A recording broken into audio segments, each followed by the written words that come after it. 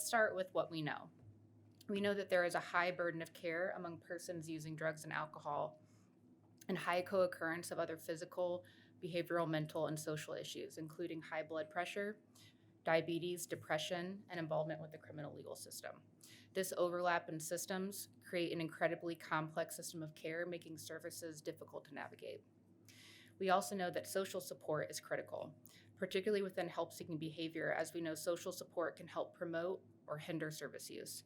This idea that health literacy can be shared has been well established within kidney and diabetes care, but not as much within addiction.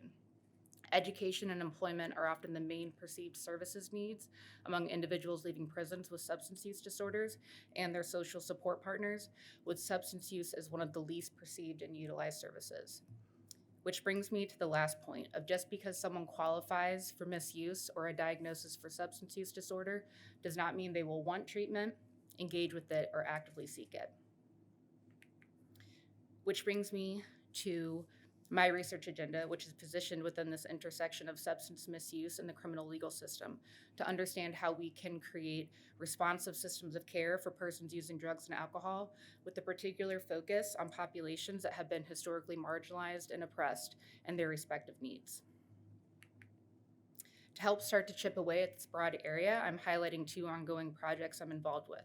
First is a project I'm leading with funds from my college to do individual interviews with folks seeking medical care from a mobile health unit, a partnership with COIP, to understand their care needs and past attempts at help seeking. Second, I'm assisting in evaluation with internal medicine faculty, Drs. Poorman and Mesmer, that have designed a community-based addiction medicine rotation to increase specialty care knowledge via exposure to community-based agencies and evidence-based programming, with an eye towards decreasing potential stigma that is common within addiction care.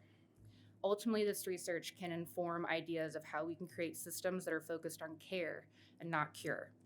My hope is the results of this line of research can build capacity for more coordinated efforts of training and education across all healthcare providers, including physicians, social workers, psychiatrists, nursing, and pharmacists, and to enhance harm reduction and education to better meet our clients where they're at and to mitigate the harm associated with drug use.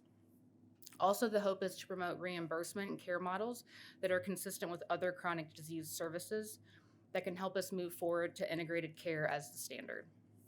And finally, to expand more addiction-based research that is centered on community-based agencies that are often doing the most with the least amount of resources, to understand what provision of care looks like day to day, and within that, including and centering consumer voice in research, and engaging in research initiatives that are consumer-driven to build and guide equitable and sustainable systems of care. Thank you.